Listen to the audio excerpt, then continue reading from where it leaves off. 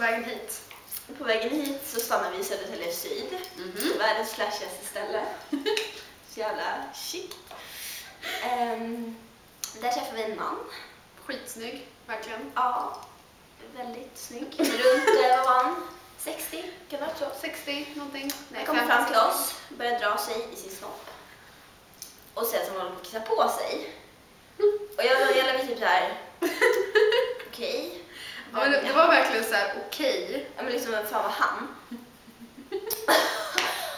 Och han säger så här: ska jag betala 5 kronor? Han var alltså kissnödig. För att gå in på toaletten. Och sen säger han, nej det är inte värt det, då kissar jag hellre på mig.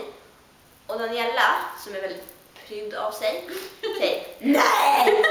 Men gud, det var jätteäckligt.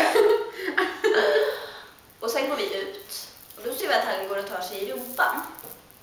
Och då kommer vi på att han kanske är bajsnödig och inte kan bajsa ute. Och det var just därför han var tvungen att gå på toaletten, men han hade inte 5 kronor.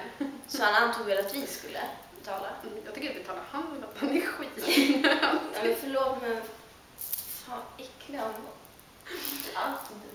Okej, vad händer resten av veckan då? Imorgon är vi lediga. Då ska vi leka i Trosa bland alla snygga killar. Ja. 2 eller En. 3. En. Men det kan du inte säga här. Niklas är en polis som är runt 40 i Trosa. Det finns typ inga poliser. Så fel. Det finns en snygg kille i alla fall.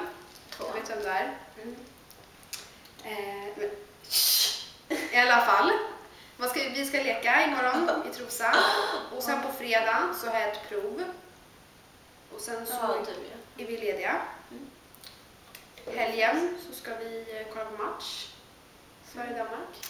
Danmark. Sverige. Sen åker jag till London. Hälsa på min... Nej, det gör du ju inte. Jag åker visst på måndag. Nej. Nej, just det, vi är veckan. Okej. Vad ska vi... Ja, vi måste försöka hitta någonting att göra till skolavslutningen. Vi ska åka till Nyköping. Vi måste hitta sprit. Ja, fast jag vill ha så extra grej. Kan vi säga det i din blogg? Ja, mamma, vi ska dricka. Hon vet om det. Ullis. I helgen ska vi också fixa min mormors hus. Ikea, here we come. Är vi klara nu? Nu är vi klara. Puss!